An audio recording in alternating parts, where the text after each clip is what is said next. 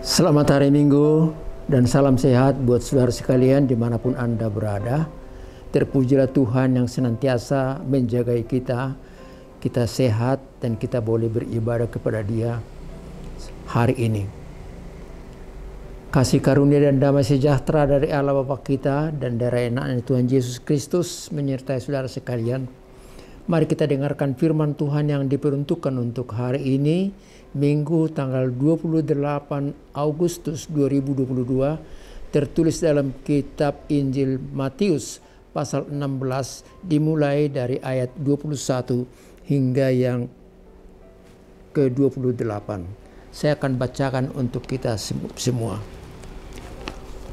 Sejak waktu itu Yesus mulai menyatakan kepada murid-muridnya bahwa ia harus pergi ke Yerusalem dan menanggung banyak penderitaan dan pihak tua-tua, imam-imam kepala, dan ahli-ahli Taurat, lalu dibunuh dan dibangkitkan pada hari ketiga.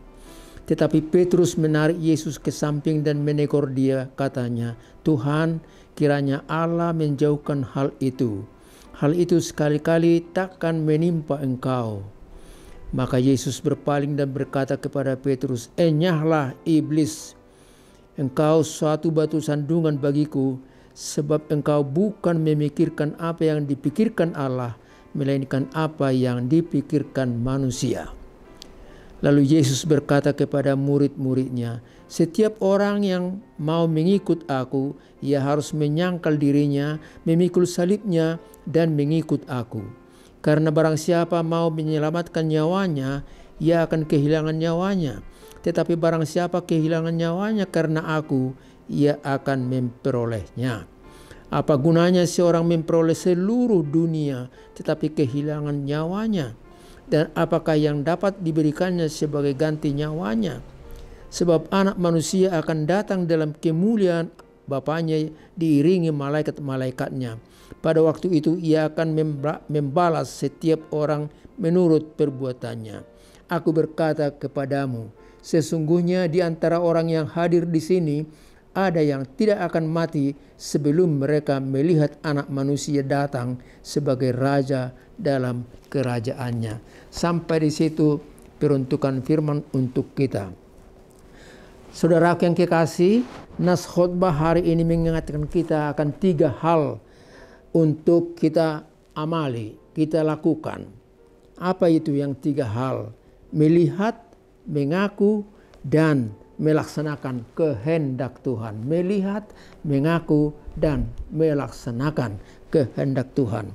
Dan bukan hanya sebagai penonton atau hanya mendengar apa yang cocok dan apa yang nikmat, aman, dan nyaman bagi kita. Tetapi kita diminta untuk hari ini sebagai pengikut Yesus, sebagai murid yang mengikut Yesus dalam kehidupan kita. Topik khotbah bicara tentang mengikut Yesus. Dia menyampaikan 3M. 3M bukan uang 3 miliar, tetapi 3M sebagai petunjuk hidup, petunjuk kehidupan. Apa yang 3M itu? Menyangkal diri, memikul salib, dan mengikut Yesus. Menyangkal diri, mengikut salib, dan mengikut Yesus. Mari kita jelaskan. M yang pertama, menyangkal diri. Artinya, aku tidak hebat. Aku bukan manusia super yang bisa segala-galanya. Aku bukan orang yang tahu segala-galanya. Tetapi aku rendah hati dan mau meniru Yesus. Inilah orang yang menyangkal diri. M yang kedua, memikul salib. Memikul salib artinya ada derita, ada kesusahan yang membebani pikiran, tetapi aku tidak akan dikalahkan oleh penderitaan dan kesusahan itu. M yang ketiga ialah mengikut Yesus. Aku tidak tunduk oleh tawaran yang baik, meninggalkan Yesus karena tawaran jabatan, posisi yang lebih tinggi. Kidung Jemaat 375 berkata, saya mau ikut Yesus sampai selama-lamanya. Meskipun saya susah, menderita dalam dunia, saya mau ikut Yesus sampai selama-lamanya, sampai akhir hayat saya. Saudara, suatu keputusan didasari atas pertimbangan-pertimbangan yang matang dan tekad untuk mengerjakan. Keputusan untuk masa depan yang baik dan berguna. Kalau sudah diputuskan, ya siap untuk melaksanakan.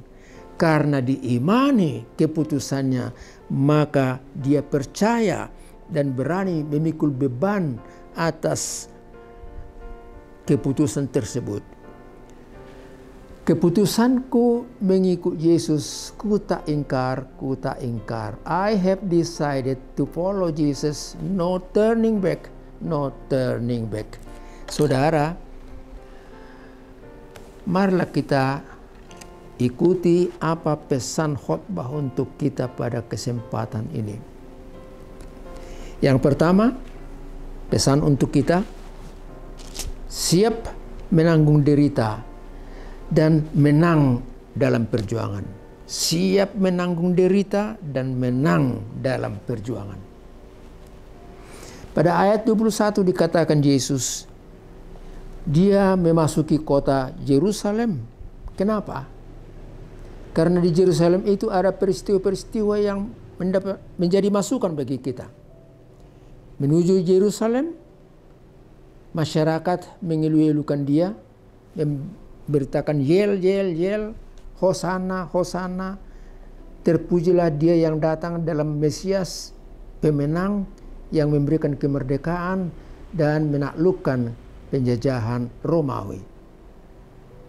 Tetapi kemudian di Yerusalem itu terjadi satu skenario yang sangat menyesakkan hati kita, bahwa di sana Yesus berhadapan dengan para imam kepala, ahli Taurat, ahli hukum, berhadapan juga dengan saksi-saksi palsu yang merekayasa khotbah-khotbah Tuhan Yesus yang berkata bahwa bait Allah itu akan dihancurkan dalam 3 hari dan dibangun kembali dalam 3 hari.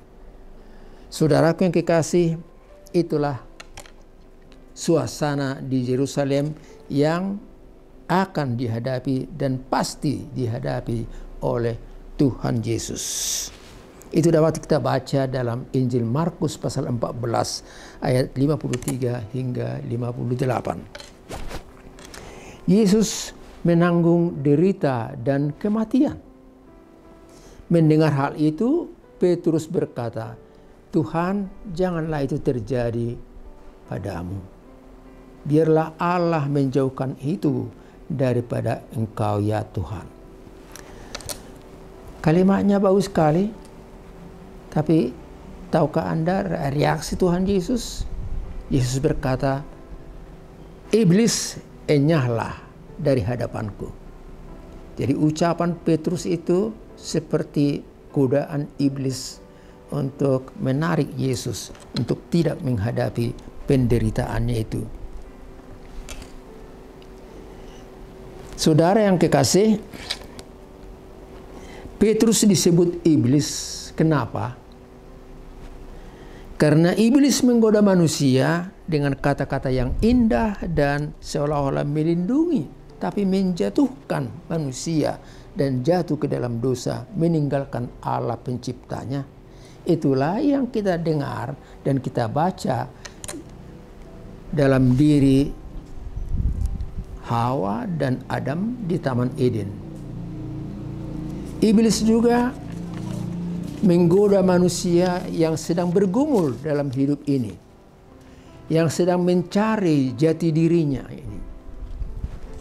Tatkala Yesus lapar, puasa dalam 40 hari 40 malam di padang gurun, iblis datang dengan kalimat-kalimat yang baik dan menggoda Yesus untuk menunjukkan, pertama, sebagai anak Allah yang berkuasa, Ya tunjukkan kekuasaanmu itu, jadikanlah batu itu menjadi roti.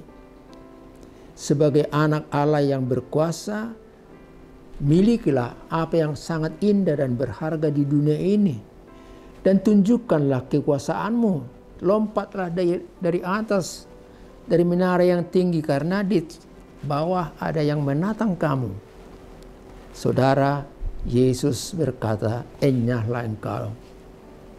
Engkau memikirkan hal-hal duniawi, tapi aku ikut pesan surgawi dari Bapa di surga. Saudara, mari kita menjaga diri kita supaya jangan digoda dan ditaklukkan oleh iblis dalam hidup ini.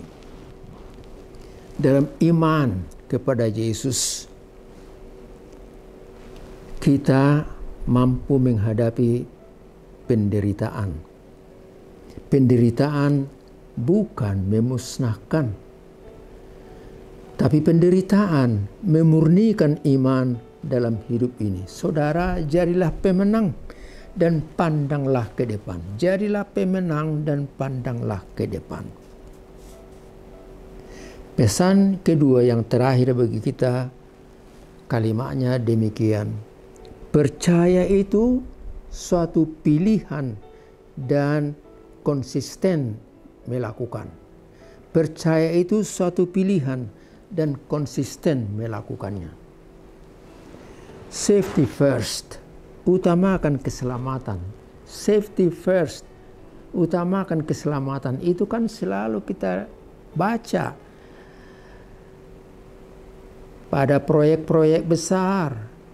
Ada bendera warna putih, dasar putih dengan gambar ring dengan warna hijau. Safety first, utamakan keselamatan. Artinya, jagalah keselamatanmu tatkala kamu bekerja. Kamu bekerja di proyek, di pabrik, di palka kapal, bongkar muat kapal, barang, atau di dalam perakitan mobil, utamakan keselamatan. Pakailah sepatu kerja, bukan sandal jepit. Pakailah helm, bukan topi sekedar atau dilapis dengan handuk. Pakailah sarung tangan, supaya tanganmu juga selamat tatkala kamu melakukan tugas-tugasmu. Saudara, gambar itu juga untuk mengutamakan keselamatan ini berlaku untuk orang-orang percaya, berlaku untuk kita. Utamakan keselamatan. Ikut ajaran dan konsisten melakukan bimbingan Tuhan. Utamakan keselamatan. Jangan mau tergoda oleh sesuatu apapun. Iming-iming untuk mendapat jabatan yang lebih tinggi, tetapi harus meninggalkan iman percayanya pada Tuhan. Iming-iming untuk mendapat uang, korupsi berjamaah, mendapat suap untuk menikmati hidup ini. Jangan tergoda akan itu. Utamakan keselamatan jiwamu. Konsistenlah dalam imanmu kepada Yesus sebagai pengikut Yesus. Saudara, dikatakan di sini, yang menyelamatkan nyawanya dengan perkara-perkara dunia ini akan kehilangan nyawanya, tetapi yang mengorbankan nyawanya karena ketulusan hatinya, karena iman percayanya kepada Tuhan, nyawanya akan diselamatkan. Dan pada satu ketika, Tuhan Hakim yang agung itu bersama dengan para malaikat akan mengadili semua umat manusia. Yang bersalah akan jatuh ke dalam penghukuman, dan yang setia padanya akan diselamatkan. Sungguh indah sekali bila hidup kita sekarang ini, suami istri bersama dengan keluarga besar dan anak-anak kita semuanya, selamat di dunia ini dan selamat juga sampai ketemu dengan semua orang percaya di sorga sana. Itu hal yang indah sekali. Tuhan yang maha adil itu melihat semuanya apa yang terjadi dalam hidup orang per orang, dan dia akan memvonis, memberikan keputusan yang terbaik seturut dengan iman dan perilaku setiap orang. Saudara, semoga kita dan semua anggota keluarga bersama dengan semua orang percaya di dunia ini satu ketika ketemu juga di sorga di hadapan Bapa penguasa. Saudara, sampai di sini pertemuan kita kali ini. Semoga khotbah ini memberikan masukan yang berharga buat kita, iman kita dikuatkan, semangat kita dibangkitkan, kasih pelayanan kita semakin dikobarkan. Kita ketemu lagi minggu depan, dan saya harap Tuhan memberikan kita kesehatan. Anda sehat, aku pun sehat, dan kita boleh kembali ketemu dalam mimbar ini. Terpujilah nama Tuhan. Amin. Mari kita berdoa. Terima kasih Bapa Surgawi, firman-Mu sangat indah dan memberikan masukan berharga bagi kami, supaya kami menjadi pengikut yang setia, mau berkorban, taat, dan juga mau untuk berbuat baik dalam hidup ini. Biarlah kami Tuhan, murid-murid-Mu yang sejati, dan kami menyadari bahwa dalam hidup kami sering sekali kami kalah oleh dunia ini. Sering sekali kami mengutamakan hal-hal yang cocok menurut perasaan kami. Tetapi Tuhan ingatkan kami bahwa mengikut Yesus ialah menyerahkan diri kami kepada Tuhan. Karena Engkau memberikan hidup yang kekal, bukan hanya hidup di dunia ini. Berkati kami semua bersama dengan keluarga kami, cucu kami, anak-anak dimanapun mereka berada. Berkati juga sahabat-sahabat kami dimanapun mereka bekerja, di Indonesia maupun di luar Indonesia ini.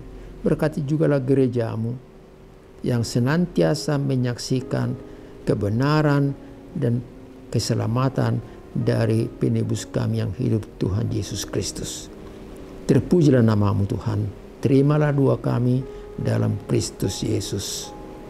Anugerah dari Tuhan kita Yesus Kristus, kasih setia Allah Bapa, serta persekutuan dari Roh Kudus bersama dengan saudara-saudara sekalian.